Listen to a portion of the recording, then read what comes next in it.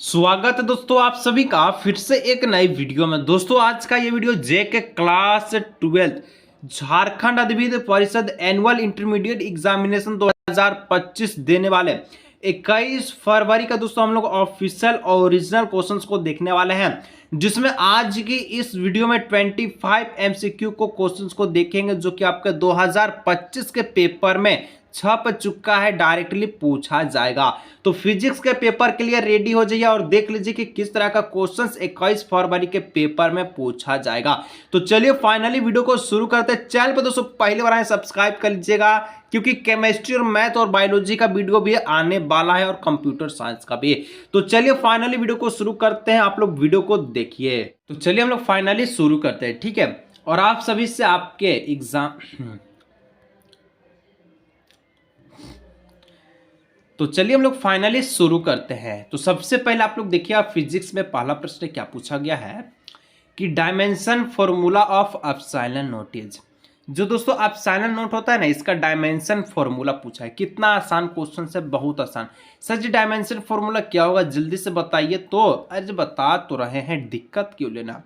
तो इसका जो डायमेंशन फॉर्मूला होगा दोस्तों एम इनवर्स एल, ठीक है। एल का -3 पावर होगा और टी का पावर 4 और ए का स्क्वायर, ये इसका डायमेंशन फॉर्मूला होता है। अगर आप एप्सिलॉन नॉट का मान पूछा जाए तो 8.854 10⁻⁻12 होता है, ठीक है। ये इसका मान होता है। तो dimension formula of epsilon not is the correct answer question number 2, ठीक है। चलिए आगे बढ़ते हैं। नेक्स्ट क्वेश्चन 2 नंबर देखिए क्या बोलता है कि according to Gauss law of electrostatic is. Gauss के इलेक्ट्रोस्टैटिक के नियम के अनुसार क्या होता है। तो दोस्तों हम लोग जानते हैं गॉस के इलेक्ट्रोस्टैटिक्स के नियम के अनुसार क्या होता है कि phi is equal to Q by epsilon not. जहां पर क्यू क्या है तो ये आपका चार्ज है, आवेश है, और एप्सिलॉन नॉट आप लोग जानते हैं। और ये क्या है तो आपका गॉसियन, यानी कि गॉस के लिए नियमानुसार इलेक्ट्रोस्टैटिक्स है, ठीक है। जो कि फॉर्मूला इसका option number 2 is the very correct answer.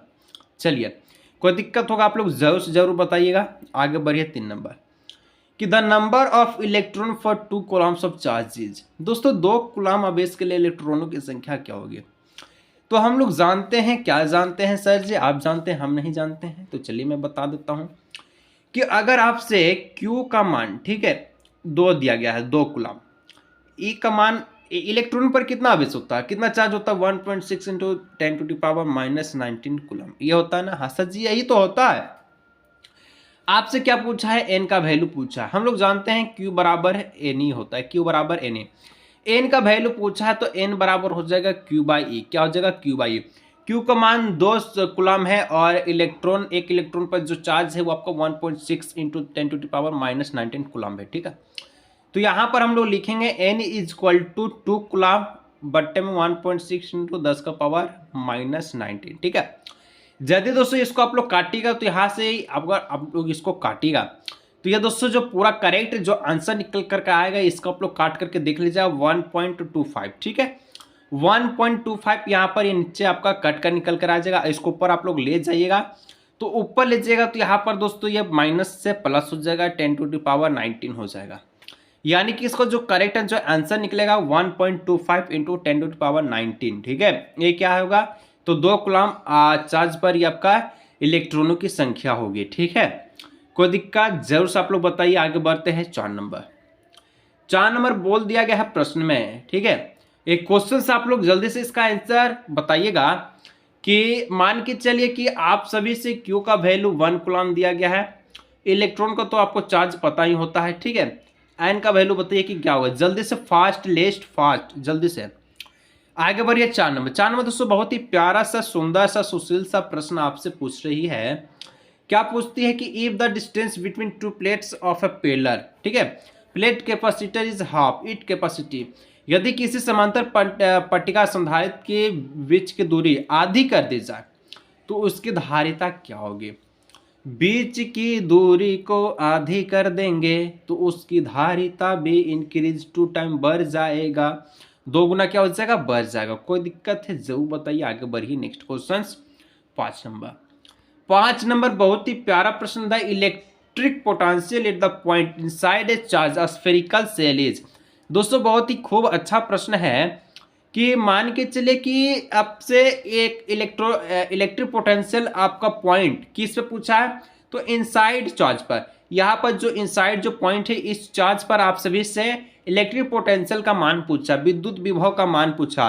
तो विद्युत विभव का मान दोस्तों सेंटर में अगर अंदर के केंद्र भाग के लिए बात की जाए तो यहाँ पर दोस्तों जीरो होता है। क्या होता है? जीरो।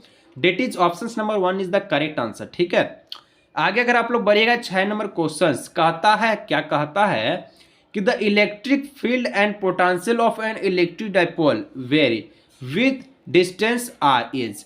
किसी विद्युत द्विध्रुव के विद्युत क्षेत्र में एवं विभव दूरी के आर के साथ किस प्रकार परिवर्तित होती है।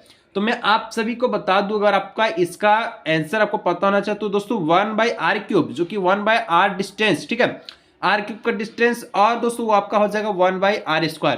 This is correct answer question number 6। Option number 4 इसका हो जाएगा बिल्कुल सटीक आंसर। ठीक है, आगे अगर आप लोग बढ़िएगा तो नेक्स्ट क्वेश्चन 7 नंबर क्या बोलता है, बोलता है दोस्तों आप सभी से किरचॉफ आपका loop rules is the direct consequence of the law of the conservation of. दोस्तों किरचॉफ का बेसिकली टू रूल्स होता है, दो नियम होता है। First rule is point rules को दोस्तों हम लोग जंक्शन रूल्स भी कहते हैं। सेकेंड इज लूप, ठीक है, लूप रूल्स को दोस्तों हम लोग लूप रूल्स बोलते हैं। यानी कि पहला जो आपका, अगर आपको इंग्लिश में दोस्तों पॉइंट या जंक्शन दिया जाए तो ये आपका आवेश यानी कि चार्ज पर डिपेंड करता है, चार्ज ऑफ कन्वर्जेंशन पे। ठीक है, यदि दोस्तों सेकेंड पूछे जाए जो कि लूप रूल्स दिया गया है तो ये आप सभी का एनर्जी पर क्या होता है, तो सीधी परिणत होती है। ठीक है, energy conversation of energy. Option number 4 is the correct answer question number 7। कोई दिक्कत है आप लोग फिर से बोल रहे हैं, जल्दी से आप लोग बताइएगा। ठीक है, आगे बढ़िए 8 नंबर। बहुत अच्छा सा प्यारा सा क्वेश्चन आपके स्क्रीन पर पूछती है, ए charge particle has drift velocity इतना मीटर पर सेकेंड इन इलेक्ट्रिक फील्ड इतना मीटर पर सेकेंड। मोबालिटी पूछा दोस्तों, मोबालिटी यानी कि म्यू का मान पूछा। हम लोग जानते हैं म्यू बराबर होता है वीडी बाई ए। वीडी क्या, वीडी दोस्तों आप सभी का ड्रिफ्ट वेलोसिटी है जो कि 4.2 × 10⁻⁴ मीटर पर सेकेंड है। ई क्या है, तो आपका इलेक्ट्रिक फील्ड है जिसका मान है 2.1 × 10⁻⁻10 वोल्ट पर मीटर। ठीक है, तो अब आपसे मोबालिटी म्यू का मान पूछा, म्यू का मान क्या होगा सर जी, जल्दी से निकालिए, बढ़ेंगे नेक्स्ट क्वेश्चन। तो दोस्तों म्यू बराबर हो जाएगा आप सभी का 4.2 × 10⁻⁴, क्योंकि आप सभी का वीडी का मान था, और ई का मान कितना है 2.1 × 10⁻⁻10 था। काटेगा दो दहाका यानी कि 21 × 2 कितना होता है 42 होता है, यानी कि 21 दूना 42। ये आपका कर जाएगा, -10 को ऊपर ले जाइएगा तो प्लस का 10 हो जाएगा, और दोस्तों यहाँ पर पहले से -4 है तो -10 और +4। ठीक है, ये क्या हो जाएगा, तो घटेगा तो 10 का पावर 4 निकल करके आ जाएगा। This correct is right answer into 2 × 10⁻10 metre square. ठीक है, metre square volt per metre और आपका पर सेकेंड होगा। This correct answer is option number 2 is the correct answer. आप लोग याद रखिए इसका जो करेक्ट आंसर है क्या होगा, ऑप्शन नंबर 2 होगा, क्योंकि यहाँ पर जो 10 का पावर होगा प्लस का होगा ना कि माइनस का होगा। ठीक है, ऑप्शंस घर बनाने का कोशिश करेगा, घर बनाना नहीं है, क्योंकि आप लोग छात्री किसके हमारे हैं। ठीक है, 9 नंबर क्वेश्चन नंबर 9 आपसे आपके पूछ रहा है कि the magnetic force F of the current carrying conductor of a length. ठीक है, आप सभी का L in external magnetic field B vector is given by. यदि किसी बाह्य चुंबकीय क्षेत्र में बी वेक्टर में लंबाई एल के धारावाही चालक पर चुंबकीय बल एफ को किस प्रकार से व्यक्त करेंगे। अरे बहुत ही अच्छा सा क्वेश्चन है, और हम लोग जानते हैं, क्या जानते हैं कि सर जी जो आई होता है, जो आप सभी का करंट जो होगा, ये आप सभी का लंबाई लेंथ है इंटू क्रॉस। ठीक है, इंटू नहीं बोलेंगे क्रॉस, ये आप सभी का क्या होता है, बी होता है। That correct answer option number 3 is the correct answer. कोई दिक्कत जरूर बताइए, आगे बढ़िए next question 10 number is the correct answer. क्या सर जी, पहले क्वेश्चन पढ़िए। कहता है a circular coils of radius 10 centimetre having 100 turns carry at current of 3.2 ampere the magnetic field at the center of the coil is। बहुत ही प्यारा सा सुंदर सा क्वेश्चन पूछा है, हिंदी में पढ़ दें। अरे पढ़ दीजिए साहब। कहता है कि 100 फेरों वाली 10 सेंटीमीटर त्रिज्या के वृत्तीय कुंडली में 3.2 एम्पियर की धारा प्रभावित हो रही है। ठीक है, प्रवाह हो रही है। तो दोस्तों कुंडली के केंद्र पर चुंबकीय क्षेत्र क्या होगा, केंद्र पर पूछा है, हम लोग फॉर्मूला लगाएंगे कौन वाला सर जी, चुंबकीय क्षेत्र का, इलेक्ट्रिक फील्ड का, ठीक है, सॉरी मैग्नेटिक फील्ड का जो फॉर्मूला लगेगा B equal to N, N क्या है दोस्तों, नंबर्स ऑफ टर्न्स है, ठीक है, और यहाँ पर आप सभी का mu not I by 2D, 2D क्या हो जाएगा, तो आप सभी का D बराबर दूरी, रेडियस जो 10 सेंटीमीटर का दिया गया है, ये आपका D का मान दिया गया है, हम लोग लिख दे हैं D का मान 10 सेंटीमीटर है, ठीक है, और N का मान कितना है, कितना बार टर्न्स है, तो 100 बार टर्न्स है, और यहाँ पर 100 हम लोग इसको लिख देंगे इस प्रकार से, क्या होगा सर जी, लिख दीजिए जल्दी, लिखा गया, ठीक है। आई कितना है, तो धारा का मान एम्पियर, करंट का मान 3.2 एम्पियर है, और यहाँ से दोस्तों अगर सभी का मान आप लोग रखिएगा तो जो इसका जो करेक्ट आंसर जो निकलेगा वो क्या निकलेगा सर जी, बता दीजिए, तो 2.01 इंटू 10⁻³ किस चीज में, टेस्ला में। टेस्ला क्यों सर जी, मैग्नेटिक फील्ड ऐसा मात्रा कि टेस्ला। एक और होता है, आप लोग बताइए एक और क्या होता है, तो वेबर पर मीटर स्क्वायर होता है। आगे बढ़े, बिल्कुल आगे बढ़िए, क्या हो जाएगा ऑप्शन नंबर 1, ठीक है।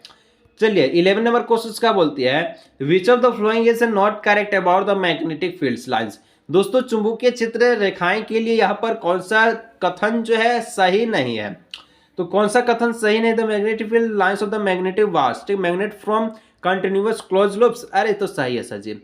ऑप्शन नंबर 2 को चेक कीजिएगा, ये भी सही है, और ऑप्शन नंबर 3 भी चेक है, सही है, ठीक है। आप लोग उस ऑप्शंस को देखिए जो गलत है, तो option number 4 magnetic field lines में interested each other in certain condition, मतलब कि कभी भी चुंबकीय क्षेत्र एक दूसरे को कभी भी प्रतिच्छेद नहीं करेगा, ये हम लोग पढ़ चुके हैं। कोई दिक्कत है, नहीं है दिक्कत, आगे बढ़िए, बढ़ जाते हैं। Option number 4 is the correct answer, ठीक है, कभी भी एक दूसरे को नहीं काटेगी। 12 number magnetic lines of for inside of wire magnet. दोस्तों इनसाइड और आउटसाइड पूछी जाए, मैं आपको बता देता हूं, इनसाइड और आउटसाइड बच्चे बहुत ज्यादा कंफ्यूज होते हैं, यहाँ पर नॉर्थ पोल होता है, यहाँ पर साउथ पोल होता है, ठीक है। अगर दोस्तों आउटसाइड की बात की जाए तो चुंबकीय क्षेत्र नॉर्थ से लेकर साउथ तक जाती है। इनसाइड वायर मैग्नेट की बात की जाए तो चुंबकीय क्षेत्र साउथ से लेकर नॉर्थ तक जाती है, तो यहाँ पर इनसाइड की बात की गई है तो साउथ से नॉर्थ तक इसका आंसर बिल्कुल करेक्ट आंसर होगा। South pole to north pole कहाँ दिख रहा है, ऑप्शन नंबर 2 में दिख रहा है, from south pole to north pole, option number 2 is the correct answer. और आपका आउटसाइड पूछता तो आउटसाइड ऑप्शन नंबर 1 हो जाता है, ठीक है। फिर से बोले कोई दिक्कत है जरूर से बताइएगा, हम लोग आगे बढ़ते हैं नेक्स्ट क्वेश्चन की ओर, ठीक है। ऑप्शन नंबर 2 13 नंबर क्या बोलता है कि the vertical component of earth magnetic field at the place is 3 times, ठीक है। The horizontal component the value of the angle of the dip this is the place is. किसी स्थान पर पृथ्वी के चुंबकीय क्षेत्र के ऊर्ध्वाधर क्षैतिज घटक दोस्तों √3 गुना है, तो इस स्थान पर नमन कौन पूछा, इस स्थान पर क्या, बहुत ही सिंपल सा क्वेश्चन। कैसे बनाएंगे सर जी, बहुत ही अच्छे से कैसे बनाएंगे, मान चलिए आप सभी से, ठीक है। 10√3 का वैल्यू कितना होता है, 10√3 का वैल्यू कितना होता है सर जी, याद आ रहा है, हाँ याद आ गया, कितना 60 डिग्री, अरे बोल दीजिए कि 60 degree is the correct answer, ठीक है। क्योंकि हॉरिजॉन्टल के लिए पूछा जाए तो √3 किसका मान होता है, तो tan थीटा में आपको सोचना, साइन कोस ये सब गया, कहाँ गया कहीं नहीं पता, ठीक है। 10 का मान आपको सोचना है, दिक्कत नहीं लेना है। तो इस तरह से option number 3 is the correct answer. आगे बढ़िए, नेक्स्ट बढ़िए 14 नंबर। 14 नंबर क्या बोलती है, the magnetic flux linked with coils and terms of the area of the cross sections A held with is the plane parallels of the field B's. क्षेत्र के बीच समानांतर इसके तल के साथ रखे गए अनुप्रस्थ प्रतिच्छेद क्षेत्रफल ए के एन फेरों की कुंडली के साथ जुड़ा चुंबकीय फ्लक्स क्या होगा। तो चुंबकीय फ्लक्स क्या होगा, हम लोग जानते हैं, क्या जानते हैं कि चुंबकीय फ्लक्स का जो मान होता है बी ए cos थीटा होता है, cos थीटा होता है।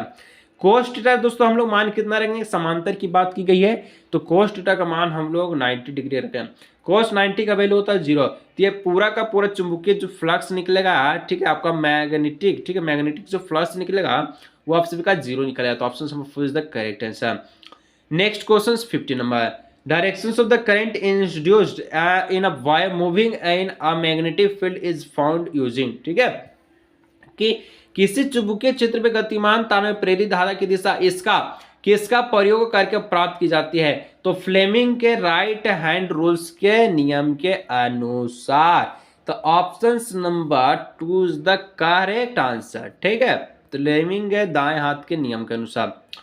अगर आप लोग आगे देखिएगा नेक्स्ट क्वेश्चन 16 नंबर है, if a number of turn is the primary and secondary coil is the increase two way 2 times is the mutual index. दोस्तों म्यूचुअल इंडेक्स यानी कि अननोन प्रेतत्व पूछा है जब भी दोस्तों आपसे भी प्राइमरी और सेकेंडरी कॉइल्स की बात की जाए, अगर उसको 2 गुना अगर दोस्तों उसको बढ़ा दी जाए तो उसका जो म्यूचुअल इंडेक्स होगा वो क्या हो जाएगा, तो ये दोस्तों हमेशा याद रखिएगा 2 गुना बढ़ाइएगा तो ये आपका 4 गुना क्या हो जाएगा है, बिकम 4 टाइम्स हो जाएगा। ठीक है, 4 गुना का हो जाता है ये भी, यानी कि इंक्रीज करता है उसके इंटू के हिसाब से डायरेक्टली। ठीक है, आगे देखिए 17 नंबर क्वेश्चन से, hundreds of resistance is connected to 20 volts 50 hertz AC supply, the RMS value of the current the coils the circuit is. तो दोस्तों RMS का वैल्यू पूछा, तो RMS का जो मान निकलेगा कैसे निकलेगा, कितना वोल्ट दिया गया है 220 वोल्ट ऊपर रखिएगा। ठीक है, और कितना रेजिस्टेंस का वैल्यू कितना गया है, तो 100 ओम है, 100 ओम को नीचे रखिएगा, काटेगा तो कट जाएगा और यहाँ पर 2.2 एम्पियर इसका RMS का वैल्यू निकल कर आ जाएगा। तो option number 3 is the correct answer. ठीक है, आप लोग ध्यान रखिए जो आंसर बता रहे हैं उसको देखते चलिए और आगे बढ़ते चलिए। Next question 18 number in a series LCR circuit the fast angle between supply voltage and current is. दोस्तों अगर LCR सर्किट को पास एंगुलर बिटवीन में पूछा जाए, जिसमें द सप्लाई है और वोल्टेज और करंट के बीच में, ठीक है, वोल्टेज और करंट के बीच में पूछा जाए, तब दोस्तों यहाँ पर 10φ का जो वैल्यू होता है वो आप सभी का क्या होता है, तो 10φ equal to XL minus XC by R. ठीक है, XL minus XC by R, option number 1 is the correct answer. आगे बढ़िएगा 19 नंबर क्वेश्चन का था, which of the following electromagnetic wave has the greatest frequency. दोस्तों which of the following electromagnetic wave has the greatest frequency, किसका दोस्तों frequency सबसे ज्यादा होगा, तो फ्रीक्वेंसी किसका सबसे ज्यादा होगा, तो गामा किरण का आवृत्ति सबसे ज्यादा होती है। तो option number 4 is the correct answer. आगे देखिएगा 20 नंबर क्वेश्चन कहती है कि dash used for photography in fog, कोहरे में फोटोग्राफी के लिए प्रयुक्त की जाती है। तो दोस्तों कोहरे में फोटोग्राफी के लिए प्रयुक्त की जाती है इंफ्रारेड को, आल्वरक्त किरणें को। ठीक है, 21 नंबर क्वेश्चन कहते हैं virtual image larger than the object is form in. दोस्तों हमेशा वर्चुअल लार्जर देन ऑब्जेक्ट मतलब कि वस्तु से बड़ा आभासी प्रतिबिंब कौन बनाता है, तो हम लोग बोलते हैं कनकेव मिरर, अवतल दर्पण। ठीक है, चलिए 22 number, the image form by a simple microscope, एक सरल सूक्ष्मदर्शी द्वारा बना प्रतिबिंब होता है। तो सरल सूक्ष्मदर्शी के द्वारा हमेशा भी जो भी आपका इमेज बनेगा वो आपसे भी इमेजिनरी एंड इरेक्ट बनेगा, काल्पनिक और सीधा बनेगा। इसका बाद अगर आप लोग 23 नंबर देखिएगा कि with increase in wavelength the value of reflective index, तरंग दैर्घ्य में वृद्धि के साथ अपवर्तनांक का मान क्या होता है, तो हमेशा डिक्रीज होगा, ऑप्शन नंबर 2 होगा। आगे देखिएगा 24 नंबर क्वेश्चन कहता है कि the concept of secondary wavelets was given by, द्वितीय तरंगाओं की अवधारणा कौन दिया था, फ्रेंसल नहीं, न्यूटन नहीं, मैक्सवेल भी नहीं, हाइगेंस के द्वारा है। आवर्तन और परावर्तन ये दो द्वितीय तरंगाओं के रूप में उन्होंने क्या किया था, अवधारणा दिया था, जो डेरिवेशन काफी इंपॉर्टेंट है। ठीक है, जो कि मैं आपको करा दिया हूं। आगे बढ़िए sir ji 25 number question. 25 number question क्या बोलता है कि two waves who intensity are in ratio 9:1 produce interference, the ratio of the maximum the minimum intensity will be. दोस्तों दो तरंग जिनकी तीव्रता का अनुपात इस प्रकार से दिया है, इसके अधिकतम तथा न्यूनतम अनुपात क्या होगा, अधिकतम और न्यूनतम अनुपात पूछा है, तो आप लोग लगाइएगा फॉर्मूला आई मैक्सिमम बराबर, ठीक है, और बट्टे में आई मिनिमम।